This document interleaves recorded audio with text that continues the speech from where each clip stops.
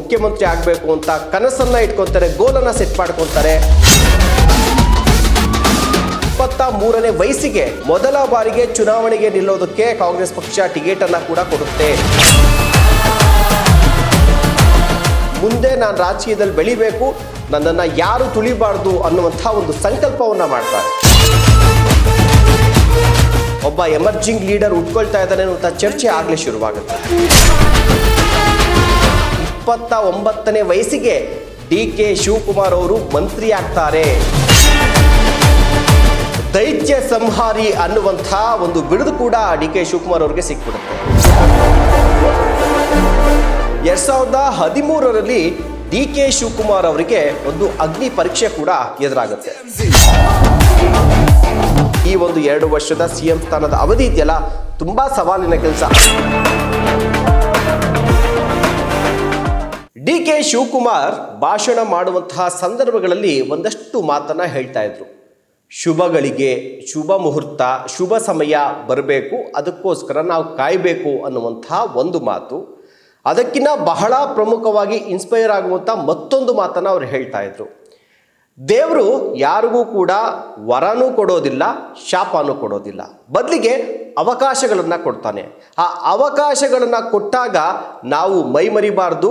ಅವಕಾಶಗಳು ಬರಲಿ ಅಂತಲೂ ಕೂಡ ನಾವು ಸೋಂಬೇರಿತನದಿಂದ ಕಾಯಬಾರ್ದು. ಬದಲಿಗೆ ನಾವು ಮಾಡುವಂಥ ಯಾವುದೇ ಕೆಲಸದಲ್ಲಿ ಶ್ರದ್ಧೆ ಪ್ರಾಮಾಣಿಕತೆಯಿಂದ ಕೆಲಸವನ್ನು ಮಾಡಿದಂಥ ಸಂದರ್ಭದಲ್ಲಿ ನಮ್ಮ ಕೆಲಸವನ್ನು ನೋಡಿ ದೇವರು ಒಮ್ಮೆ ಅವಕಾಶವನ್ನು ಕೊಡ್ತಾನೆ. ಆ ಅವಕಾಶ ಸಿಕ್ಕಾಗ ಅದನ್ನು ನಾವು ಬಾಚಿಕೊಳ್ಬೇಕು, ನಾವು ಅಂದುಕೊಂಡಂಥದ್ದನ್ನು ಸಾಧಿಸಬೇಕು ಅನ್ನುವಂಥ ವಿಚಾರವನ್ನು ಹೇಳ್ತಾ ಇದ್ರು. ಅದೇ ರೀತಿಯಾಗಿ DK ಶಿವಕುಮಾರ್ ಅವರು ಸತತ ಪರಿಶ್ರಮದಿಂದ ಕೆಲಸವನ್ನು ಮಾಡ್ತಾಯಿದ್ರು, ಪಕ್ಷ ಸಂಘಟನೆ ಮಾಡ್ತಾಯಿದ್ರು, ಅವಕಾಶಕ್ಕಾಗಿ ಕಾಯದೆ ಕೆಲಸವನ್ನು ಮಾಡ್ತಾ ಹೋಗ್ತಾಯಿದ್ರು. ಅವರ ಶ್ರಮವನ್ನು ನೋಡಿದಂಥ ದೇವರು ಈಗ ಅವರಿಗೆ ಒಂದು ಅವಕಾಶವನ್ನು ಕೊಟ್ಟ. ಆ ಅವಕಾಶವನ್ನು 2 ಕೈಗಳಿಂದ DK ಶಿವಕುಮಾರ್ ಅವರು ಬಾಚಿಕೊಂಡಿದ್ದಾರೆ. ಅದರ ಪರಿಣಾಮ ನಾಳೆ DK ಶಿವಕುಮಾರ್ ಮೊದಲ ಬಾರಿಗೆ ರಾಜ್ಯದ ಮುಖ್ಯಮಂತ್ರಿಯಾಗಿ ಬಹು ವರ್ಷಗಳ ಕನಸನ್ನು ಪ್ರಮಾಣ ವಚನ ಸ್ವೀಕಾರ ಮಾಡುವ ಮೂಲಕ ಈಡೇರಿಸ್ಕೊಳ್ತಾ ಇದ್ದಾರೆ. ಹಾಗಾದರೆ DK ಶಿವಕುಮಾರ್ ಅವ್ರಿಗೆ ಲಗ್ ಪೈ ಚಾನ್ಸ್ ಆಗಿ ಸಿಕ್ತಂಥ ಅವಕಾಶನ ಅನಿವಾರ್ಯ ಕಾರಣಕ್ಕೋಸ್ಕರ ರಾಜಕೀಯಕ್ಕೆ ಬಂದಿದ್ದ, ಅಥವಾ ಯಾವುದೋ ಒಂದು ಆಕಸ್ಮಿಕವಾಗಿ ರಾಜಕೀಯಕ್ಕೆ ಬಂದಿದ್ದ, ಅಥವಾ ಯಾವುದೋ ಒತ್ತಡದಿಂದ, ಯಾರ್ದೋ ಒಂದು ಕೃಪಾ ಕಟಾಕ್ಷದಿಂದ ರಾಜಕೀಯಕ್ಕೆ ಬಂದಿದ್ದ? ಅದ್ಯಾವುದೂ ಅಲ್ಲ. DK ಶಿವಕುಮಾರ್ ಅವರು ನಾನು ರಾಜಕೀಯ ಮಾಡಲೇಬೇಕು, ನಾನು ಮುಂದೊಂದು ದಿನ ದೊಡ್ಡ ರಾಜಕಾರಣಿ ಆಗ್ತೇನೆ, ರಾಜ್ಯದ ಮುಖ್ಯಮಂತ್ರಿ ಆಗಲೇ ಆಗ್ತೀನಿ ಅನ್ನುವಂಥ ಪಣವನ್ನು ತೊಟ್ಟಿದ್ರು. ಯಾವಾಗ? ಶಾಲಾ ದಿನಗಳಲ್ಲೇ. DK ಶಿವಕುಮಾರ್ ಅವರ ಶಾಲಾ ದಿನಗಳಲ್ಲಿಯೇ ಅವರು ವಿದ್ಯಾರ್ಥಿ ಸಂಘದ ನಾಯಕನಾಗಿದ್ದರು. ಅವರ ರಕ್ತದಲ್ಲಿಯೇ ನಾಯಕತ್ವದ ಗುಣ ಕೂಡ ಬಂದಿತ್ತು. ಯಾಕೆಂದರೆ ಶಾಲೆಗಳಲ್ಲಿ ನಡೀತಾ ಇದ್ದಂಥ ಈ ಒಂದು ವಿದ್ಯಾರ್ಥಿ ಸಂಘಗಳಿದ್ವಲ್ಲ, ಅದರ ಚುನಾವಣೆ ಇತ್ತಲ್ಲ, ಅದರಲ್ಲೇ ಅವರು ಪಾರ್ಟಿಸಿಪೇಟನ್ನು ಮಾಡಿದ್ರು, ಅದರಲ್ಲೂ ಕೂಡ ಯಶಸ್ಸನ್ನು ಗಳಿಸಿದ್ರು. ಆದರೆ ಆಗಲೇ ತುಳಿತ ಅನ್ನುವಂಥದ್ದನ್ನ DK ಶಿವಕುಮಾರ್ ಅವರು ಶಾಲಾ ಹಂತದಲ್ಲೇ ನೋಡಿದ್ರು. ಯಾಕೆ ಅಲ್ಲೇ ತುಳಿತಕ್ಕೆ ಒಳಗಾದ್ರು ಅನ್ನೋಂಥ ಒಂದು ಮಾತನ್ನ ಕೂಡ ಹೇಳ್ತೀನಿ. ಇವರಲ್ಲಿರುವಂತಹ ಬುದ್ಧಿವಂತಿಕೆ, ಚಾಣಾಕ್ಷತನ, ಆ ಸಂಘಟನಾತ್ಮಕ ಶಕ್ತಿನ ನೋಡಿ ಶಾಲಾ ದಿನದಲ್ಲಿಯೇ ಇವರು ನಿಂತು ಎಲೆಕ್ಷನಲ್ಲಿ ಗೆದ್ದಿದ್ರು ಕೂಡ ಇವರ ಪ್ರತಿಸ್ಪರ್ಧಿ ಇದ್ರಲ್ಲ, ಅವರನ್ನು ವಿಜೇತರನ್ನಾಗಿ ಘೋಷಣೆ ಮಾಡ್ತಾರೆ. ಇವರನ್ನು ಕೇವಲ ಸ್ಪೋರ್ಟ್ಸ್ ಸೆಕ್ರೆಟರಿಯನ್ನಾಗಿ ಮಾಡ್ತಾರೆ. ಯಾಕೆಂದರೆ ಈತ ಗೆದ್ದುಬಿಟ್ರೆ ಬೇರೆ ಲೆವೆಲ್ಗೆ ಹೋಗ್ಬಿಡುತ್ತೆ, ಇವ್ನು ಹಿಡಿಯೋಕ್ಕಾಗಲ್ಲ ಅಂತೇಳಿ ಅಲ್ಲೇ ತುಳಿಯುವಂಥ ಪ್ರಯತ್ನವನ್ನು ಶಾಲಾ ಮುಖ್ಯಸ್ಥರು ಮಾಡ್ತಾರೆ. ಕಡೆಗೆ ಇನ್ನೊಂದ್ಸಲಿ ಏನು ಮಾಡ್ತಾರೆ, ಅವರು ಎಲೆಕ್ಷನ್ಗೆ ನಿಲ್ಲಬಾರ್ದು ಅಂತ ಹೇಳಿ ಒತ್ತಡವನ್ನು ಹಾಕ್ತಾರೆ. ಅವನ ಎಲೆಕ್ಷನ್ ನಿಂತ್ಕೊಳಕ್ಕೆ ಬಿಡೋದಿಲ್ಲ ಶಾಲಾ ಸಂದರ್ಭದಲ್ಲಿ. ಆಗ ಅವರ ಸ್ನೇಹಿತನನ್ನು ನಿಲ್ಲಿಸಿ ಆಗಲೇ ಅವರು ಸ್ಟ್ರಾಟಜಿನ ಮಾಡಿ ಗೆಲ್ತಾರೆ. ಆಗ DK ಶಿವಕುಮಾರ್ ಅವರು ಒಂದು ನಿರ್ಧಾರವನ್ನು ಮಾಡ್ತಾರೆ, ಮುಂದೆ ನಾನು ರಾಜಕೀಯದಲ್ಲಿ ಬೆಳಿಬೇಕು, ನನ್ನನ್ನು ಯಾರು ತುಳಿಬಾರ್ದು ಅನ್ನುವಂಥ ಒಂದು ಸಂಕಲ್ಪವನ್ನು ಮಾಡ್ತಾರೆ.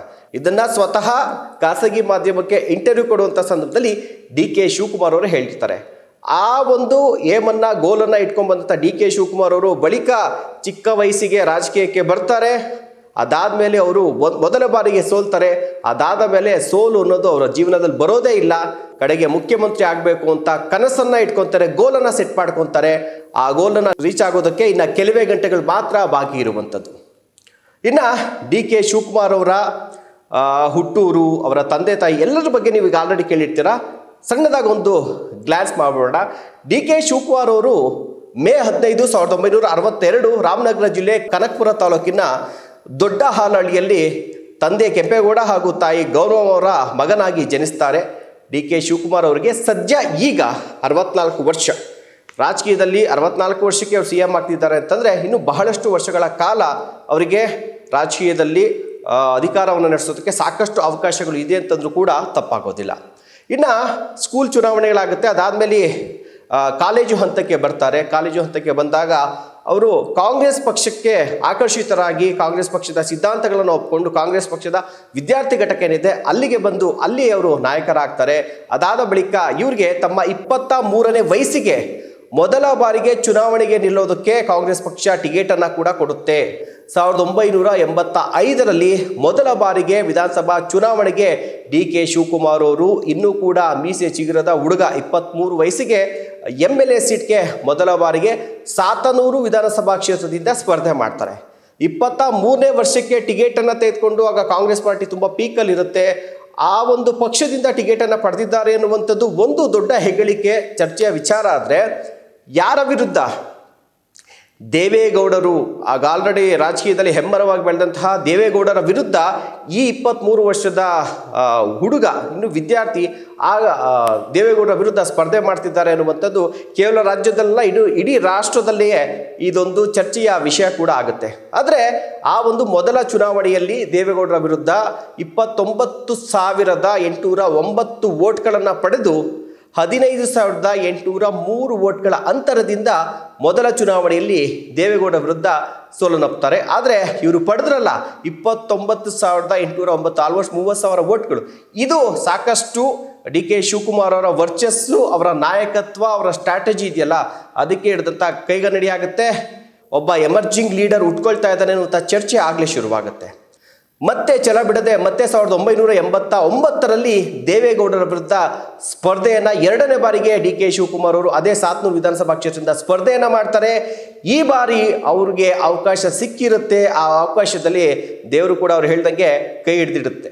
ಯಾಕೆಂದರೆ 44,595 ವೋಟ್ಗಳನ್ನು ಡಿ ಕೆ ಶಿವಕುಮಾರ್ ಅವರು ಪಡೆಯೋ ಮೂಲಕ ದೇವೇಗೌಡ ವಿರುದ್ಧ 13,650 ಮತಗಳ ಅಂತರದಿಂದ ಗೆಲುವನ್ನು ಸಾಧಿಸಿ ಮೊದಲ ಬಾರಿಗೆ 1989ರಲ್ಲಿ ವಿಧಾನಸಭೆಯ ಮೆಟ್ಟಿಲನ್ನು ಹತ್ತುವ ಮೂಲಕ ಯಂಗೆಸ್ಟ್ MLA ಅನ್ನುವಂಥ ಖ್ಯಾತಿಯನ್ನು ಕೂಡ ಪಡೀತಾರೆ.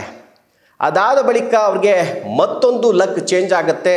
ಯಾಕಂದರೆ 89ರಲ್ಲಿ ಗೆದ್ದಿರ್ತಾರೆ. ಒಂದೇ ವರ್ಷದಲ್ಲಿ 1990ರಲ್ಲಿ ಬಂಗಾರಪ್ಪ ಅವರ ಸರ್ಕಾರದಲ್ಲಿ ಮೊದಲ ಬಾರಿಗೆ ಸಚಿವರಾಗುವ ಮೂಲಕ ತಮ್ಮ 29ನೇ ವಯಸ್ಸಿಗೆ ಡಿ ಕೆ ಶಿವಕುಮಾರ್ ಅವರು ಮಂತ್ರಿ ಆಗ್ತಾರೆ.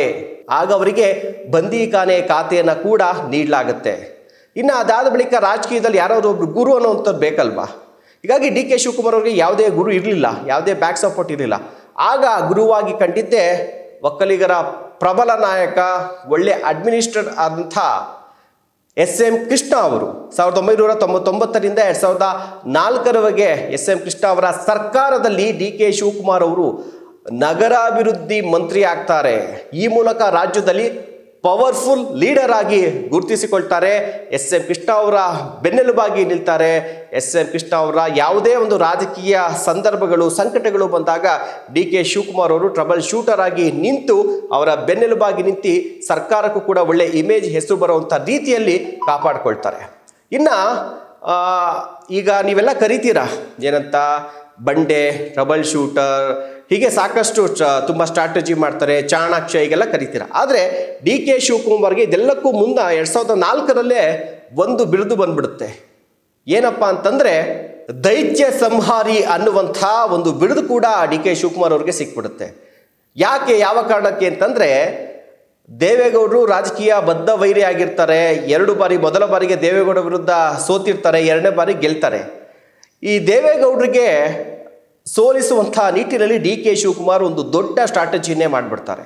2004ರಲ್ಲಿ ಕನಕಪುರ ಲೋಕಸಭಾ ಕ್ಷೇತ್ರಕ್ಕೆ ಚುನಾವಣೆ ನಡೆಯುತ್ತೆ. ಆಗ ದೇವೇಗೌಡರ ವಿರುದ್ಧ ಡಿ ಕೆ ಶಿವಕುಮಾರ್ ಅವರು ಒಂದು ದೊಡ್ಡ ರಣತಂತ್ರವನ್ನು ಮಾಡಿ ಹೇಗಾದರೂ ಮಾಡಿ ದೇವೇಗೌಡರನ್ನ ಸೋಲಿಸಲೇಬೇಕು ಅಂತೇಳಿ ಪಣವನ್ನು ತೊಡ್ತಾರೆ. ಅದೇ ರೀತಿಯಾಗಿ ಸಾಮಾನ್ಯ ಪತ್ರಕರ್ತೆಯಾಗಿದ್ದಂತಹ ತೇಜಸ್ವಿನಿ ಗೌಡ ಅವರನ್ನು ದೇವೇಗೌಡರ ವಿರುದ್ಧ ಸ್ಪರ್ಧೆಗೆ ಇಳಿಸ್ಬಿಡ್ತಾರೆ. ಸ್ಪರ್ಧೆಗೆ ಇಳಿಸಿದಂತಹ ಸಂದರ್ಭದಲ್ಲಿ ತೇಜಸ್ವಿನಿ ಗೌಡ ಅವರು ದೇವೇಗೌಡರ ಅವರ ವಿರುದ್ಧ ಅತ್ಯಧಿಕ ಮತವನ್ನು ತೆಗೆದುಕೊಂಡು ವಿನ್ ಆಗಿಬಿಡ್ತಾರೆ. ಇದರ ಹಿಂದೆ ಇದ್ದಂಥ ಸ್ಟ್ರಾಟಜಿಯನ್ನು ಮಾಡಿದಂಥ ಕೈ ಯಾವುದು ಅಂತಂದರೆ ಅದು ಡಿ ಕೆ ಶಿವಕುಮಾರ್. ಹೀಗಾಗಿ ಡಿ ಕೆ ಶಿವಕುಮಾರ್ ಅವರ ಹೆಸರು ಇಡೀ ರಾಷ್ಟ್ರವ್ಯಾಪಿ, ಕೇವಲ ರಾಜ್ಯದಲ್ಲ ಇಡೀ ರಾಷ್ಟ್ರವ್ಯಾಪಿಯಲ್ಲಿ ಚರ್ಚೆ ಆಗುತ್ತೆ. ಒಳ್ಳೆಯ ಸಂಘಟನಾ ಚತುರ ಅನ್ನುವಂಥ ಹೆಸರು ಕೂಡ ಬಂದ್ಬಿಡುತ್ತೆ. ದೈತ್ಯ ಸಂಹಾರಿ, ಜಾಯಿಂಟ್ ಕಿಲ್ಲರ್ ಅನ್ನುವಂಥ ಬಿರುದು ಕೂಡ ಆಗಿನ ಕಾಲಕ್ಕೇ ಬಂದ್ಬಿಡುತ್ತೆ. ಇನ್ನು ಇದೆಲ್ಲದರ ನಡುವೆ ಯಾವುದೇ ಒಬ್ಬ ನಾಯಕ ಒಂದು ದೊಡ್ಡ ಮಟ್ಟದಲ್ಲಿ ಸಂಘಟನೆಯನ್ನು ಮಾಡಬೇಕು, ಪಕ್ಷದ ಜವಾಬ್ದಾರಿಯನ್ನು ತೆಗೆದುಕೊಳ್ಬೇಕು ಅನ್ನುವಂಥ ನಿಟ್ಟಿನಲ್ಲಿ ಹೋದಾಗ ಕೇವಲ ಆತನಲ್ಲಿ ಚತುರತೆ ಅಷ್ಟೇ ಇದ್ದರೆ ಸಾಲದು, ಆತನಲ್ಲಿ ಆರ್ಥಿಕವಾದಂಥ ಸಂಪತ್ತು ಕೂಡ ಚೆನ್ನಾಗಿ ಇರಬೇಕು. ಡಿ ಕೆ ಶಿವಕುಮಾರ್ ಕೇವಲ ರಾಜಕಾರಣಿ ಅಲ್ಲ, ನಾನು ಒಬ್ಬ ಬಿಸ್ನೆಸ್ ಮ್ಯಾನ್ ಕೂಡ ಅನ್ನುವಂಥ ಮಾತನ್ನು ಕೂಡ ಹೇಳಿದರು. ಹೀಗಾಗಿ ಅವರು ತಮ್ಮ ರಾಜಕೀಯದ ಬೆಳವಣಿಗೆ ಜೊತೆಗೆ ಒಂದು ಕಡೆ ಅವರ ರಾಜಕೀಯಕ್ಕೆ ಎಷ್ಟು ಟೈಮ್ ಕೊಡ್ತಿದ್ರು, ಅವರು ಬಿಸ್ನೆಸ್ ಮ್ಯಾನ್ ಕೂಡ ಆಗಿರುವಂಥ ಹಿನ್ನೆಲೆಯಲ್ಲಿ ಅವರ ಬಿಸ್ನೆಸ್ಗೂ ಕೂಡ ಅಷ್ಟೇ ಟೈಮನ್ನು ಕೊಡ್ತಿದ್ರು. ಆ ರೀತಿಯಾಗಿ ಒಂದು ಆರ್ಥಿಕವಾಗಿ ಸಬಲ ಇದ್ದಂಥ ರಾಜಕಾರಣಿಗಳಿಗೆ ಮಾತ್ರವೇ ಇಷ್ಟು ವರ್ಷಗಳ ಸುದೀರ್ಘ ರಾಜಕಾರಣವನ್ನು, ಪಕ್ಷ ಕೊಡುವಂಥ ಜವಾಬ್ದಾರಿಯನ್ನು, ಪಕ್ಷ ಸಂಕಷ್ಟದಲ್ಲಿದ್ದ ಸಂದರ್ಭದಲ್ಲಿ ಕೈಯಿಂದ ದುಡ್ಡು ಹಾಕಿ ಪಕ್ಷವನ್ನು ಮೇಲೆತ್ತುವಂಥದ್ದು, ಗಟ್ಟಿಗೊಳಿಸುವಂಥ ಕೆಲಸವನ್ನು ಕೂಡ ಮಾಡುವಂಥ ನಾಯಕರು ತುಂಬ ಬೇಕಾಗ್ತಾರೆ. ಆ ವಿಚಾರದಲ್ಲಿ ಡಿ ಕೆ ಶಿವಕುಮಾರ್ ಅವರು ಕಾಂಗ್ರೆಸ್ ಪಕ್ಷಕ್ಕೆ ರಾಜ್ಯ ರಾಜಕಾರಣದಲ್ಲಿ ಮೊದಲಿಗರಾಗ್ತಾರೆ. ಹೀಗಾಗಿ ಅವರು 2013ರಲ್ಲಿ ಅವರೇನು ಅಫಿಡವಿಟ್ ಸಲ್ಲಿಸ್ತಾರಲ್ಲ, ಆಗ ಅವರ ಒಟ್ಟು ಆಸ್ತಿ ಮೌಲ್ಯ 251 ಕೋಟಿ ಇರುತ್ತೆ. 2018ರಲ್ಲಿ ಬಂದಾಗ 840 ಕೋಟಿ ಆಗಿರುತ್ತೆ. 2023ರಲ್ಲಿ 1413 ಕೋಟಿ ರೂಪಾಯಿ ಆಗುತ್ತೆ. ಸೊ ಹೀಗಾಗಿ ಅವರು ಆರ್ಥಿಕವಾಗೂ ಸಾಕಷ್ಟು ಸಬಲಾಗಿರುವಂಥ ಹಿನ್ನೆಲೆಯಲ್ಲಿ, KPCC ಅಧ್ಯಕ್ಷರಾದಂಥ ಹಿನ್ನೆಲೆಯಲ್ಲಿ 2023ರ ಚುನಾವಣೆಯಲ್ಲಿ ಗೆಲ್ಲೋದಕ್ಕೆ ಅವರು ಕೇವಲ ಶ್ರಮ, ಸಂಘಟನೆ ಅಷ್ಟೇ ಅಲ್ಲ, ಆರ್ಥಿಕವಾಗಿಯೂ ಕೂಡ ಪಕ್ಷಕ್ಕೆ ಸಾಕಷ್ಟು ದಾರಿಯನ್ನು ಎರೆದಿದ್ದಾರೆ. ಇನ್ನು 2013ರಲ್ಲಿ ಡಿ ಕೆ ಶಿವಕುಮಾರ್ ಅವರಿಗೆ ಒಂದು ಅಗ್ನಿ ಪರೀಕ್ಷೆ ಕೂಡ ಎದುರಾಗುತ್ತೆ. ಕಾಂಗ್ರೆಸ್ ಸರ್ಕಾರ 122 ಸೀಟ್ಗಳನ್ನು ಪಡೆದು ಅಧಿಕಾರಕ್ಕೆ ಬಂದರೂ ಕೂಡ ಡಿ ಕೆ ಶಿವಕುಮಾರ್ ಅವರಿಗೆ ಸಚಿವ ಸ್ಥಾನ ಸಿಗೋದಿಲ್ಲ. ಅವಾಗ ಸಿದ್ದರಾಮಯ್ಯ ಅವರು ಕಾಂಗ್ರೆಸ್ನಿಂದ ಮೊದಲ ಬಾರಿಗೆ ಮುಖ್ಯಮಂತ್ರಿ ಆಗಿರ್ತಾರೆ. ಯಾಕೆ ಸಿಗೋದಿಲ್ಲ ಅಂತಂದರೆ ಅವರ ಮೇಲೆ ಒಂದಷ್ಟು ಭ್ರಷ್ಟಾಚಾರದ ಆರೋಪಗಳಿದೆ, ಕೇಸ್ ಇದೆ ಅಂತ ಹೇಳಿಬಿಟ್ಟು ಅವರಿಗೆ ಸ್ಥಾನವನ್ನು ಕೊಡಬಾರ್ದು, ಮಂತ್ರಿ ಸ್ಥಾನವನ್ನು ಕೊಡಬಾರ್ದು ಅಂತೇಳಿ ಕಾಂಗ್ರೆಸ್ನಲ್ಲಿರುವಂಥ ಒಂದಷ್ಟು ನಾಯಕರೇ ಒಂದಷ್ಟು ಲಾಬಿಯನ್ನು ಮಾಡಿ ಅವ್ರ ಮೇಲೆ ಗೂಬೆಯನ್ನು ಕೂರಿಸಿ ಅವರಿಗೆ ಸಚಿವ ಸ್ಥಾನ ಸಿಗದಂಥ ರೀತಿಯಲ್ಲಿ ನೋಡ್ಕೊಳ್ತಾರೆ. ಆದರೆ ಡಿ ಕೆ ಶಿವಕುಮಾರ್ ಅವರು ಪಟ್ಟು ಬಿಡೋದಿಲ್ಲ. ಅವರೇ ಹೇಳಿದಾರಲ್ಲ, ಅಧಿಕಾರವನ್ನು ಒದ್ದು ಕಿತ್ಕೊಳ್ಬೇಕು ಕೆಲವೊಂದು ಸಂದರ್ಭದಲ್ಲಿ ಅಂತೇಳಿ. ಹೀಗಾಗಿ ಸೀದಾ ಹೈಕಮಾಂಡ್ ಹತ್ರ ಹೋಗ್ತಾರೆ. ಅವರು ಪಕ್ಷಕ್ಕಾಗಿ ದುಡಿದಿರುವಂಥದ್ದು ಎಲ್ಲ ವಿಚಾರಗಳನ್ನು ಕೂಡ ಅವರು ಮುಂದಿಟ್ಟು, ಜೊತೆಗೆ ಅವರು ಬೈ ಬ್ಲಡ್ಡಲ್ಲೇ ನನ್ನ ಕಾಂಗ್ರೆಸ್ ಇದೆ ಅನ್ನುವಂಥ ಮಾತನ್ನು ಹೇಳ್ತಿದ್ರು. ಹೀಗಾಗಿ ಯಾವುದೇ ಬೇರೆ ಪಕ್ಷಗಳ ಆಮಿಷಕ್ಕೆ ಒಳಗಾಗದೆ ಡಿ ಕೆ ಶಿವಕುಮಾರ್ ಅವರು ಕಾಂಗ್ರೆಸ್ ಪಕ್ಷದ ನಿಷ್ಠಾವಂತ ಕಾರ್ಯಕರ್ತನ ಕೆಲಸವನ್ನು ಮಾಡ್ತಿದ್ರು. ಹೀಗಾಗಿ ಡಿ ಕೆ ಶಿವಕುಮಾರ್ ಅವ್ರನ್ನ ಎದುರಾಕೊಳ್ಳುವಂಥ ಸ್ಥಿತಿಯಲ್ಲೂ ಕೂಡ ಕಾಂಗ್ರೆಸ್ ಪಕ್ಷ ಇರೋದಿಲ್ಲ. 1 ವರ್ಷವಾದ ಬಳಿಕ ಡಿ ಕೆ ಶಿವಕುಮಾರ್ ಅವರು ಅಂದರೆ 2014ರಲ್ಲಿ ಸಿದ್ದರಾಮಯ್ಯ ಅವರ ಸಂಪುಟದಲ್ಲಿ ಸಚಿವರಾಗ್ತಾರೆ. ಅದರಲ್ಲೂ ಕೂಡ ಲೇಟಾಗಿ ಬಂದು ಲೇಟೆಸ್ಟ್ ಆಗಿ ಬರ್ತೀನಿ ಅಂತೇಳಿ ಪ್ರಬಲ ಖಾತೆಯನ್ನೇ ತೆಗೆದುಕೊಳ್ತಾರೆ. ಇಂಧನ ಖಾತೆಯನ್ನು ಅವರು ತೆಗೆದುಕೊಳ್ತಾರೆ. ಇಂಧನ ಖಾತೆಯನ್ನು ಪಡ್ಕೊಂಡ ಮೇಲೆ ಏನಾದರೂ ಒಂದು ಹೇಳ್ತಾರಲ್ಲ ಅವರು, ಸಾಕ್ಷಿ ಗುಡ್ಡೆನ ಬಿಟ್ಟು ಹೋಗಬೇಕು ಅಂತೇಳಿ, ಅದೇ ರೀತಿಯಾಗಿ ಸಾಕಷ್ಟು ವರ್ಕನ್ನು ಮಾಡ್ತಾರೆ. ಆ ವರ್ಕ್ನ ಪರಿಣಾಮ ಇಂಧನ ಸಚಿವರಾಗಿ ಅವರು ಪಾವಗಡದಲ್ಲಿ ಏಷ್ಯಾದ ಅತಿ ದೊಡ್ಡ ಸೋಲಾರ್ ಪಾರ್ಕನ್ನು ಕೂಡ ನಿರ್ಮಾಣ ಮಾಡ್ತಾರೆ. ರೈತರಿಗಾಗಿ ಸೂರ್ಯ ರೈತ ಯೋಜನೆಯನ್ನು ಕೂಡ ಅವತ್ತು ಜಾರಿಗೆ ತರ್ತಾರೆ. ಇವೆರಡೂ ಕೂಡ ಈಗಲೂ ಕೂಡ ಸಾಕಷ್ಟು ಡಿ ಕೆ ಶಿವಕುಮಾರ್ ಅವರು ಇಂಧನ ಸಚಿವರಾಗಿ ಮಾಡಿದಂತಹ ಕೆಲಸಗಳಲ್ಲಿ ಟಾಪ್ 2 ಲಿಸ್ಟಲ್ಲಿ ಈ 2 ಯೋಜನೆಗಳು ನಿಲ್ತವೆ. ಇನ್ನು 2018ರಲ್ಲಿ ಕಾಂಗ್ರೆಸ್ JDS ಸಮ್ಮಿಶ್ರ ಸರ್ಕಾರ ಅಧಿಕಾರಕ್ಕೆ ಬರುತ್ತೆ. ಆ ಸಂದರ್ಭದಲ್ಲಿ ಕುಮಾರಸ್ವಾಮಿ ಅವರು CM ಆಗ್ತಾರೆ. ಆಗ ಸರ್ಕಾರಕ್ಕೆ ಎನಿ ಟೈಮಲ್ಲಿ, ಯಾವ ಟೈಮಲ್ಲಿ ಬೇಕಾದ್ರೂ ಕೂಡ ಸರ್ಕಾರ ಬಿದ್ದೋಗುವಂಥ ಸಾಧ್ಯತೆಗಳಿರುತ್ತೆ. ಒಂದು ಕಡೆ MLAಗಳನ್ನ ಕೂಡ ಹಿಡಿದಿಟ್ಕೊಳ್ಬೇಕಾಗತ್ತೆ. BJP ಕೂಡ ಸಾಕಷ್ಟು ಸರ್ಕಸನ್ನು ಮಾಡ್ತಾ ಇರುತ್ತೆ MLAಗಳನ್ನ ಸೆಳೆಯೋದಕ್ಕೆ. ಈ ನಿಟ್ಟಿನಲ್ಲಿ ಆಗ 2018ರಲ್ಲಿ ಡಿ ಕೆ ಶಿವಕುಮಾರ್ ಅವರು ಕಾಂಗ್ರೆಸ್ ಹಾಗೂ JDS ಸಮ್ಮಿಶ್ರ ಸರ್ಕಾರದ ಕಾವಲುಗಾರನಾಗಿ ಸರ್ಕಾರವನ್ನು ಕಾಯ್ತಾರೆ. ಇದು ಕೂಡ ಅವರ ಒಂದು ಪರಿಶ್ರಮ ಹಾಗೂ ಸರ್ಕಾರವನ್ನು ಉಳಿಸ್ಕೊಳ್ಳೇಬೇಕು ಅನ್ನುವಂಥ ನಿಟ್ಟಿನಲ್ಲಿ ಮಾಡಿದಂಥ ಪರಿಶ್ರಮಕ್ಕೆ ಹಿಡಿದಂಥ ಕನ್ನಡಿ ಅಂದರೂ ಕೂಡ ತಪ್ಪಾಗೋದಿಲ್ಲ. ಇನ್ನು ನಾಯಕರಿಗೆ ಸಮಸ್ಯೆಗಳಾದಂಥ ಸಂದರ್ಭದಲ್ಲಿ ಹೈಕಮಾಂಡ್ ಅವರ ಬೆನ್ನಿಗೆ ನಿಲ್ಲುತ್ತೆ. ಆದರೆ ಡಿ ಕೆ ಶಿವಕುಮಾರ್ ಅವರ ವಿಚಾರದಲ್ಲಿ ಇದು ಉಲ್ಟಾ. ಯಾಕೆಂದರೆ ಹೈಕಮಾಂಡ್ಗೆ ಏನಾದ್ರು ಕೂಡ ಸಮಸ್ಯೆ ಆಯಿತು ಅಂತಂದರೆ, ಹೈಕಮಾಂಡ್ ಅದನ್ನ ಬಗೆಹರಿಸೋದಕ್ಕೆ ಕಷ್ಟ ಆಗ್ತಿದೆ ಅಂತಂದರೆ ಡಿ ಕೆ ಶಿವಕುಮಾರ್ ಅವರ ನೆರವನ್ನು ಪಡ್ಕೊಳ್ತಾರೆ. ಅದಕ್ಕೆ ಅವರನ್ನು ಆಪತ್ ಬಾಂಧವ ಅಂತಲೂ ಕೂಡ ಕರೆಯುವಂಥದ್ದು. ಇದಕ್ಕೆ ಒಂದಷ್ಟು ಎಕ್ಸಾಂಪಲ್ ಕೂಡ ಇದೆ. 2002ರಲ್ಲಿ ವಿಲಾಸ್ ರಾವ್ ದೇಶ್ಮುಖ್ ಸರ್ಕಾರ ಬೀಳುವ ಹಂತಕ್ಕೆ ಬಂದಿರುತ್ತೆ. 40 ಜನ ಶಾಸಕರನ್ನ ಹಿಡಿದಿಟ್ಟುಕೊಳ್ಳೋದು ಸರ್ಕಾರಕ್ಕೆ ದೊಡ್ಡ ಸಮಸ್ಯೆ ಆಗುತ್ತೆ. ಯಾಕಂದ್ರೆ ಅವ್ರನ್ನ 40 ಜನ ಶಾಸಕರನ್ನ ಆಪರೇಷನ್ ಮಾಡೋದಕ್ಕೆ ಬಿಜೆಪಿ ಸಾಕಷ್ಟು ಟ್ರೈ ಮಾಡ್ತಾ ಇರುತ್ತೆ. ಆ ಒಂದು ಸಂದರ್ಭದಲ್ಲಿ ಡಿ ಕೆ ಶಿವಕುಮಾರ್ ಅವರಿಗೆ ಕಾಲ್ ಬರುತ್ತೆ, ಜವಾಬ್ದಾರಿಯನ್ನು ವಹಿಸ್ತಾರೆ.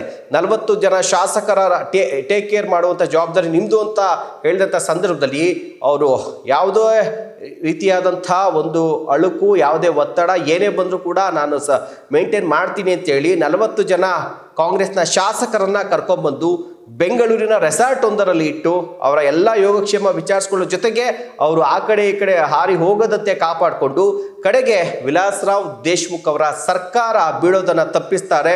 ಆಗ ಹೈಕಮಾಂಡ್ ಪಾಲಿಗೆ ಮತ್ತೊಮ್ಮೆ ಆಪತ್ ಬಾಂಧವರಾಗ್ತಾರೆ. ಇಷ್ಟೇನಾ? ಖಂಡಿತ ಇಲ್ಲ. 2018ರಲ್ಲಿ ಗುಜರಾತ್ನಲ್ಲಿ ರಾಜ್ಯಸಭೆಯ ಚುನಾವಣೆ ಇರುತ್ತೆ. ಆಗ ಅಹಮದ್ ಪಟೇಲ್ ಅವರು ಗೆಲ್ಲೇಬೇಕಾದಂಥ, ಯಾಕೆಂದರೆ ಅಹಮದ್ ಪಟೇಲ್ ಅವರು ಸೋನಿಯಾ ಗಾಂಧಿ ಅವರಿಗೆ ತುಂಬ ಬೇಕಾದಂಥ ವ್ಯಕ್ತಿ, ಕಾಂಗ್ರೆಸ್ಗೂ ತುಂಬ ಬೇಕಾದಂಥ ವ್ಯಕ್ತಿ. ಈತನನ್ನು ಸೋಲಿಸಲೇಬೇಕು ಅಂತೇಳಿ ಮೋದಿ ಅಮಿತ್ ಶಾ ಸಾಕಷ್ಟು ಸರ್ಕಸ್ಸನ್ನು ಮಾಡ್ತಾರೆ. ಶಾಸಕರನ್ನು ತಮ್ಮ ಕಡೆಗೆ ಎಳ್ಕೊಡುವಂಥದ್ದು, ಕುದುರೆ ವ್ಯಾಪಾರ, ಆಪರೇಷನ್ ಕಮಲ ಮಾಡೋದಕ್ಕೆ ಮುಂದಾಗ್ತಾರೆ.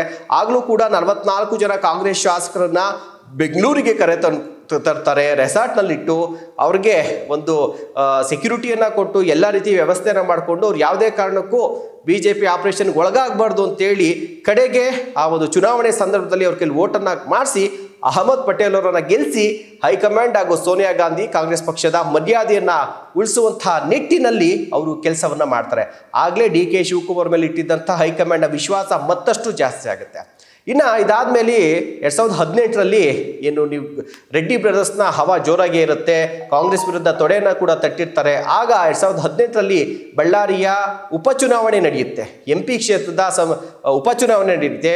ಆಗ ಉಗ್ರಪ್ಪ, ಕಾಂಗ್ರೆಸ್ ಪಕ್ಷದಿಂದ ಉಗ್ರಪ್ಪ ಅವರನ್ನು ಬಳ್ಳಾರಿ ರೆಡ್ಡಿ ಬ್ರದರ್ಸ್ನ ವಿರುದ್ಧವಾಗಿ ನಿಲ್ಲಿಸಿ ಸುಮಾರು 2,40,000 ವೋಟ್ಗಳ ಅಂತರದಿಂದ ಸ್ಟ್ರಾಟಜಿನ ಮಾಡಿ ಡಿ ಕೆ ಶಿವಕುಮಾರ್ ಅವರು ಗೆಲ್ಲಿಸಿ ರೆಡ್ಡಿ ಬ್ರದರ್ಸ್ಗೆ ಸೆಡ್ಡನ್ನು ಕೂಡ ಡಿ ಕೆ ಶಿವಕುಮಾರ್ ಅವರು ಹೊಡಿತಾರೆ. ಇಷ್ಟೆಲ್ಲ ಸಾಹಸಗಳನ್ನು ಮಾಡಿದಂಥ ಡಿ ಕೆ ಶಿವಕುಮಾರ್ ಅವರ ಮೇಲೆ ಅದಾಗಲೇ ಆಡಳಿತಾರೂಢ BJPಯ ಕಣ್ಣು ಕೂಡ ಬಿದ್ದಿರುತ್ತೆ. ಅಮಿತ್ ಶಾ, ಮೋದಿ ಅವರ ಕೆಂಗಣ್ಣಿಗೂ ಕೂಡ ಡಿ ಕೆ ಶಿವಕುಮಾರ್ ಅವರು ಗುರಿಯಾಗಿರ್ತಾರೆ. ಆಗ ಡಿ ಕೆ ಶಿವಕುಮಾರ್ ಅವರ ಮೇಲೆ 2019ರಲ್ಲಿ ಸಾಕಷ್ಟು ಒಂದು IT ED ರೇಡ್ ಕೂಡ ಆಗುತ್ತೆ. ಅದಾದ ಬಳಿಕ ಏನು ಅಕ್ರಮ ಹಣ ವರ್ಗಾವಣೆ ಕೇಸ್ ಏನಿದೆ, ಆ ಒಂದು ಕೇಸ್ನ ಅಡಿಯಲ್ಲಿ ಸೆಪ್ಟೆಂಬರ್ 2019ರಂದು ಡಿ ಕೆ ಶಿವಕುಮಾರ್ ಅವರಿಗೆ ವಿಚಾರಣೆಗೆ ಒಳಪಡಿಸುತ್ತೆ ಇಡಿ. ಅದಾದ ಬಳಿಕ 50 ದಿನಗಳ ಕಾಲ ತಿಹಾರ್ ಜೈಲಿನ ವಾಸವನ್ನು ಕೂಡ ಡಿ ಕೆ ಶಿವಕುಮಾರ್ ಅವರು ಪಕ್ಷಕ್ಕೋಸ್ಕರ ಮಾಡಿದಂಥ ತ್ಯಾಗಕ್ಕೋಸ್ಕರ, ತಗೊಂಡಂಥ ರಿಸ್ಕ್ಗೋಸ್ಕರ ಅವರ ಮೇಲೆ ಬಂದಂಥ ಆರೋಪವನ್ನು ಎದುರಿಸಿ 50 ದಿನಗಳ ಕಾಲ ತಿಹಾರ್ ಜೈಲಿನಲ್ಲೂ ಕೂಡ ಡಿ ಕೆ ಶಿವಕುಮಾರ್ ಅವರು ಇದ್ದು ಬರ್ತಾರೆ. ಆ 50 ದಿನಗಳ ಕಾಲ ಡಿ ಕೆ ಶಿವಕುಮಾರ್ ಅವರು ಜೈಲಿನಲ್ಲಿ ಇದ್ರಲ್ಲ, ಆಗ ಡಿ ಕೆ ಶಿವಕುಮಾರ್ ಅವರು ಒಂದು ಸಂಕಲ್ಪವನ್ನು ಮಾಡ್ತಾರೆ. ನಾನು ಯಾವುದೇ ಕಾರಣಕ್ಕೂ ಕೂಡ ಎಷ್ಟೇ ಒತ್ತಡ, ಕೇಸು, ಜೈಲು ಅಂತ ಹಾಕಿದ್ರು ಕೂಡ ನಾನು ಸೆಡ್ ಹೊಡಿತೀನಿ, ಯಾವುದೇ ಕಾರಣಕ್ಕೂ ಕೂಡ ನಾನು ಬಗ್ಗೋದಿಲ್ಲ, ಮತ್ತೆ ಕಾಂಗ್ರೆಸ್ ಪಕ್ಷದಲ್ಲೇ ಇರ್ತೀನಿ, BJP ಪಕ್ಷಕ್ಕೆ ಯಾವುದೇ ಕಾರಣಕ್ಕೂ ನಾನು ಹೋಗೋದಿಲ್ಲ, ಕಾಂಗ್ರೆಸ್ ಪಕ್ಷದಲ್ಲೇ ಇದ್ದು ಏನಾದರೂ ಸಾಧಿಸ್ತೀನಿ ಅಂತೇಳಿ ಅಚಲ ನಿರ್ಧಾರವನ್ನು ಮಾಡ್ತಾರೆ. ನನ್ನನ್ನು ಜೈಲಿಗೆ ಹಾಕ್ಸಿದ್ರಲ್ಲ, ಮುಂದೊಂದು ದಿನ ಇದೇ ಒಂದು ಕಾಂಗ್ರೆಸ್ ಪಕ್ಷದಲ್ಲೇ ಇದ್ದು ನಾನು CM ಸ್ಥಾನವನ್ನು ಅಲಂಕರಿಸ್ತೇನೆ ಅನ್ನುವಂಥ ಒಂದು ಶಪಥವನ್ನು ಮಾಡಿ 50 ದಿನಗಳಾದ ಬಳಿಕ ಹೊರಗಡೆ ಬರ್ತಾರೆ. ಬೆಂಗಳೂರಿನ ಏರ್ಪೋರ್ಟ್ನಲ್ಲಿ ಕಾಂಗ್ರೆಸ್ ಕಾರ್ಯಕರ್ತರನ್ನು ನೋಡಿ ಬಾವುಟವನ್ನು ಹಿಡಿದು ಕಣ್ಣೀರನ್ನು ಹಾಕ್ತಾರೆ. ಆಗ ಡಿ ಕೆ ಶಿವಕುಮಾರ್ ಅವರು ಹೊರಗಡೆ ಬರ್ತಾರಲ್ಲ, ಆಗ ಮತ್ತೆ ಅವರನ್ನು ಪಕ್ಷ ಕೂಡ ಅಷ್ಟೇ, ಆಗ ಸೋನಿಯಾ ಗಾಂಧಿ ಅವರು ಕೂಡ ಅವ್ರನ್ನ ಹೋಗಿ ನೋಡ್ಕೊಂಡು ಬಂದಿರ್ತಾರೆ ಜೈಲಲ್ಲಿ ಇದ್ದಂಥ ಸಂದರ್ಭದಲ್ಲಿ. ಅದು ಡಿ ಕೆ ಶಿವಕುಮಾರ್ ಅವರ ಆತ್ಮಸ್ಥೈರ್ಯಕ್ಕೆ ಮತ್ತಷ್ಟು ಹೆಚ್ಚಿಸೋದಕ್ಕೆ ಕಾರಣ ಆಗುತ್ತೆ. ಅದಾದ ಬಳಿಕ ಡಿ ಕೆ ಶಿವಕುಮಾರ್ ಅವರ ಜಾಗದಲ್ಲಿ ಬೇರೆ ನಾಯಕ ಇದ್ದಿದ್ರೆ ಕುಸಿದೋಗ್ತಾ ಇದ್ರು, ಆದರೆ ಡಿ ಕೆ ಶಿವಕುಮಾರ್ ಅದನ್ನೇ ಛಲವಾಗಿ ತೆಗೆದುಕೊಳ್ತಾರೆ. ಅದೇ ರೀತಿಯಾಗಿ ಹೈಕಮಾಂಡ್ ಕೂಡ ಅವರ ಬೆನ್ನಿಗೆ ನಿಂತು ಜೈಲಿಂದ ಹೊರಗಡೆ ಬಂದ ಡಿ ಕೆ ಶಿವಕುಮಾರ್ ಅವ್ರಿಗೆ KPCC ಅಧ್ಯಕ್ಷ ಸ್ಥಾನವನ್ನು ಕೊಡ್ತಾರೆ. ಅದಾದ ಬಳಿಕ ಡಿ ಕೆ ಶಿವಕುಮಾರ್ ಅವರು ಸಾಕಷ್ಟು ಪಾದಯಾತ್ರೆಗಳು, ಜೊತೆಗೆ ರ್ಯಾಲಿಗಳು, ಆಡಳಿತಾರೂಢ BJPಯ ವಿರುದ್ಧ ಪ್ರತಿಭಟನೆ ಎಲ್ಲವನ್ನ ಕೂಡ ಮಾಡಿ 2023ಕ್ಕೆ ಪಕ್ಷವನ್ನು ಅಧಿಕಾರಕ್ಕೆ ತರುವಂಥ ನಿಟ್ಟಿನಲ್ಲಿ ಸಾಕಷ್ಟು ಸ್ಟ್ರಾಟಜಿಯನ್ನು ಕೂಡ ಮಾಡ್ತಾರೆ, ಪ್ಲಾನನ್ನು ಮಾಡ್ತಾರೆ, ಸಂಘಟನೆಯನ್ನು ಮಾಡ್ತಾರೆ, ಕ್ಷೇತ್ರಕ್ಕೂ ಕೂಡ ಸುತ್ತಾರೆ. ಸಾಕಷ್ಟು ಒಂದಷ್ಟು ಪ್ಲಾನ್ಗಳು, ಕಾರ್ಯಕ್ರಮ ಎಲ್ಲವನ್ನ ಕೂಡ ರೂಪಿಸಿ 2023ರಲ್ಲಿ ಕಾಂಗ್ರೆಸ್ ಪಕ್ಷ 135 ಸ್ಥಾನಗಳನ್ನು ಗೆಲ್ಲುವಂಥ ನಿಟ್ಟಿನಲ್ಲಿ ಅವರು ಸಾಕಷ್ಟು ಪರಿಶ್ರಮವನ್ನು ಹಾಕ್ತಾರೆ. ಅಷ್ಟೇ ಅಲ್ಲ, ಡಿ ಕೆ ಶಿವಕುಮಾರ್ ಅವರು ಈ ಗ್ಯಾರಂಟಿ ಸ್ಕೀಮ್ ಇದೆಯಲ್ಲ, ಆ ಗ್ಯಾರಂಟಿ ಸ್ಕೀಮ್ನ ಹರಿಕಾರ, ಅದರ ರುವಾರಿ, ಅದರ ಮಾಸ್ಟರ್ ಮೈಂಡ್ ಅಂದರೆ ಡಿ ಕೆ ಶಿವಕುಮಾರ್ ಅವರೇ. ಆ ಗ್ಯಾರಂಟಿ ಯೋಜನೆಗಳನ್ನು ಡಿ ಕೆ ಶಿವಕುಮಾರ್ ಅವರೇ ಒಂದು ಪ್ಲಾನನ್ನು ಮಾಡ್ತಾರೆ. ಆ ಒಂದು ಪ್ಲಾನ್ಗಳಿದೆಯಲ್ಲ, ಆ ಭರವಸೆ ಘೋಷಣೆಗಳು ಇಟ್ಕೊಂಡು ಚುನಾವಣೆಗೂ ಹೋಗ್ತಾರೆ. ಅದೇ ಪ್ರಕಾರ ಗೆಲ್ತಾರೆ. ಇಂಪ್ಲಿಮೆಂಟ್ ಮಾಡುವಂಥ ನಿಟ್ಟಿನಲ್ಲೂ ಕೂಡ ಸಿದ್ದರಾಮಯ್ಯವರ ಸರ್ಕಾರದಲ್ಲಿ ಯಶಸ್ಸನ್ನು ಕಾಣ್ತಾರೆ. ಹೀಗಾಗಿ 135 ಸ್ಥಾನಗಳನ್ನು ಪಡೆದರೂ ಕೂಡ ಒಪ್ಪಂದದ ಪ್ರಕಾರ ಡಿ ಕೆ ಶಿವಕುಮಾರ್ ಅವರು ಸಿದ್ದರಾಮಯ್ಯ ಅವರಿಗೆ CM ಸ್ಥಾನವನ್ನು ಬಿಟ್ಕೊಡ್ತಾರೆ. 6 ತಿಂಗಳು ಲೇಟ್ ಆದರೂ ಕೂಡ ಪರವಾಗಿಲ್ಲ, ಯಾವುದೇ ಗೊಂದಲಗಳಾಗೋದು ಬೇಡ. ಯಾಕೆಂದರೆ ಡಿ ಕೆ ಶಿವಕುಮಾರ್ ಅವರು ಮುಂಗೋಪಿ ಹಠವಾದಿ ಆದರೂ ಕೂಡ ಅಷ್ಟೇ ತಾಳ್ಮೆ ಇದೆ. ಯಾಕೆಂದರೆ ಈ ರಾಜಕೀಯ ಅನ್ನೋದು ಚೆಸ್ ಅಂತೇಳಿ ಡಿ ಕೆ ಶಿವಕುಮಾರ್ ಅವರು ಯಾವಾಗಲೂ ಹೇಳ್ತಾ ಇರ್ತಾರೆ. ಅದೇ ರೀತಿಯಾಗಿ ಚೆಸ್ ಆಡಬೇಕಾದಾಗ ತಾಳ್ಮೆ ಕೂಡ ಇರಬೇಕು. ಹೀಗಾಗಿ ತಾಳ್ಮೆಯಿಂದ ಇದ್ದು ತಮಗೆ ಅವಕಾಶ ಬರಲಿ ಅಂತ ಕಾದು 6 ತಿಂಗಳು ಲೇಟ್ ಆದರೂ ಕೂಡ ಪರವಾಗಿಲ್ಲ, ಯಾವುದೇ ಗೊಂದಲಗಳು, ಯಾವುದೇ ಅಸಮಾಧಾನಗಳು, ಯಾವುದೇ ಭಿನ್ನಮತಗಳು ಆಗೋದು ಬೇಡ ಅಂತೇಳಿ ಅವಕಾಶಕ್ಕಾಗಿ ಕಾದು ತನ್ನ ಸಾಮರ್ಥ್ಯ ಏನು ಅಂತೇಳಿ ಮತ್ತೊಮ್ಮೆ ಹೈಕಮಾಂಡ್ಗೆ ಸಾಬೀತನ್ನು ಪಡಿಸಿ ಶಾಸಕರ ಬೆಂಬಲವನ್ನು ಪಡೆದು ಯಾವುದೇ ವಿರೋಧಗಳು ಇಲ್ಲದೆ ಕೊನೆಗೆ ಈಗ ರಾಜ್ಯದ ಅಂದರೆ ಡಿ ಕೆ ಶಿವಕುಮಾರ್ ಪಾಲಿಗೆ ಮೊದಲ ಮುಖ್ಯಮಂತ್ರಿಯಾಗಿ ನಾಳೆ ಪ್ರಮಾಣ ವಚನವನ್ನು ಸ್ವೀಕಾರವನ್ನು ಮಾಡ್ತಿದ್ದಾರೆ. ಸಾಕಷ್ಟು ಅದರಲ್ಲೂ ಕೂಡ ಬೆಂಗಳೂರಿನ ವಿಚಾರವಾಗಿ ಸಾಕಷ್ಟು ಯೋಜನೆಗಳನ್ನು ತಲೆಯಲ್ಲಿ ಇಟ್ಕೊಂಡಿದ್ದಾರೆ. ಸರಿಯಾಗಿ ಇಂಪ್ಲಿಮೆಂಟ್ ಮಾಡೋಕ್ಕಾಗಿಲ್ಲ. ಆದರೆ ಈಗ ಅವರೇ CM ಆಗಿರುವಂಥ ಕಾರಣದಿಂದಾಗಿ ಹಣಕಾಸು ಇಲಾಖೆ ಕೂಡ ಅವರ ಕೈಲೇ ಇರುತ್ತೆ. ಹೀಗಾಗಿ ಈ 2 ವರ್ಷ ಯಾವ ರೀತಿಯಾದಂಥ ಆಡಳಿತ ಡಿ ಕೆ ಶಿವಕುಮಾರ್ ಅವರ ಕಡೆಯಿಂದ ಬರುತ್ತೆ ಅನ್ನುವಂಥ ನಿರೀಕ್ಷೆಯಲ್ಲಿ ಇಡೀ ರಾಜ್ಯದ ಜನತೆ ಕಾಯ್ತಾ ಇದ್ದಾರೆ. ಜೊತೆಗೆ ಮುಂಬರುವಂಥ 2028ರ ಚುನಾವಣೆಗೆ 2 ವರ್ಷ ಬಾಕಿ ಇರುವಂಥ ಹಿನ್ನೆಲೆಯಲ್ಲಿ ಡಿ ಕೆ ಶಿವಕುಮಾರ್ ಅವರಿಗೆ ಈ ಒಂದು 2 ವರ್ಷದ CM ಸ್ಥಾನದ ಅವಧಿ ಇದೆಯಲ್ಲ, ತುಂಬ ಸವಾಲಿನ ಕೆಲಸ. ಅಭಿವೃದ್ಧಿ ಕೆಲಸಗಳು ಕೂಡ ಆಗಬೇಕು. ಜೊತೆಗೆ 2028ರ ಚುನಾವಣೆಗೆ ಪಕ್ಷವನ್ನು ಕೂಡ ಸಂಘಟನೆಯನ್ನು ಮಾಡುವಂಥ ನಿಟ್ಟಿನಲ್ಲಿ ಕೂಡ ಗಮನ ಕೊಡಬೇಕು. ಹೀಗಾಗಿ ಮೊದಲ ಬಾರಿಗೆ CM ಆಗಿ ಅಧಿಕಾರವನ್ನು ಸ್ವೀಕಾರ ಮಾಡ್ತಂಥ ಡಿ ಕೆ ಶಿವಕುಮಾರ್ ಅವರಿಗೆ ರಾಜ್ಯದ ಎಲ್ಲ ಸಮಸ್ತ ಜನತೆ ಪರವಾಗಿ ಶುಭಾಶಯಗಳನ್ನು ಕೊಡ್ತಾ ಇದ್ದೀವಿ. ಒಳ್ಳೆಯದಾಗಲಿ, ಒಳ್ಳೆ ಆಡಳಿತವನ್ನು ತಮ್ಮಿಂದ ನಿರೀಕ್ಷೆಯನ್ನು, ಯಾಕಂದರೆ 2013ರಿಂದ 2018ರಲ್ಲಿ ಸಿದ್ದರಾಮಯ್ಯವರು ಯಾವ ರೀತಿಯಾಗಿ ಆಡಳಿತವನ್ನು ಮಾಡಿದ್ರಲ್ಲ, ಅದೇ ರೀತಿಯಾದಂಥ ಆಡಳಿತ, ಅದಕ್ಕಿಂತ ಉತ್ತಮವಾದಂಥ ಆಡಳಿತ ತಮ್ಮ ಕಡೆಯಿಂದ ಬರುವಂಥ ನಿರೀಕ್ಷೆಯನ್ನು ಕೋಟ್ಯಾಂತರ ಜನ ಇಟ್ಕೊಂಡಿದ್ದಾರೆ. ಆ ನಿರೀಕ್ಷೆಯನ್ನು ಹುಸಿ ಮಾಡೋದು ಬೇಡ. ನೀವೇ ಹೇಳ್ದಾಗೆ ದೇವರು ನಿಮಗೀಗ ಅವಕಾಶ ಕೊಟ್ಟಿದ್ದಾನೆ. ಆ ಅವಕಾಶವನ್ನು ಸದುಪಯೋಗಪಡಿಸ್ಕೊಂಡು ತಮ್ಮ ಅವಧಿಯಲ್ಲಿ ಸಾಕ್ಷಿ ಗುಡ್ಡೆಗಳನ್ನು ಬಿಟ್ಟು ಹೋಗಬೇಕು ಅನ್ನುವಂಥದ್ದು ಎಲ್ಲರ ಒತ್ತಾಯ ಕೂಡ. ನಮಸ್ಕಾರ.